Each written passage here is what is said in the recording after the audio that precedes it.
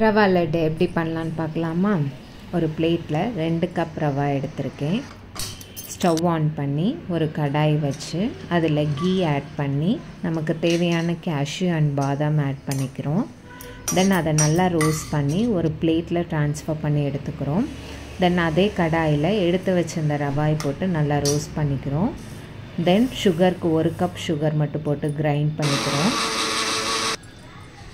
அதில் நம்ம ரோஸ்ட் பண்ணியிருந்த ரவையும் கொஞ்சம் ஏலக்காய் தூளும் ஆட் பண்ணி ஒரு பல்ஸ் விட்டு எடுத்து அதை ஒரு பிளேட்டில் ட்ரான்ஸ்ஃபர் பண்ணி நம்ம ரோஸ்ட் பண்ணி வச்சுருந்த பாதாம் அண்ட் கேஷ்யூ ஆட் பண்ணி கொஞ்சம் மிக்ஸ் பண்ணிவிட்டு தென் மெல்டட் கீ நமக்கு எவ்வளோ தேவையோ அதை ஆட் பண்ணிவிட்டு தென் மாய்ஸ்சருக்காக நான் கொஞ்சம் மில்க் ஆட் பண்ணி நமக்கு எந்த சைஸில் தேவையோ அந்த சைஸில் பிடிச்சி எடுத்துக்கணும்.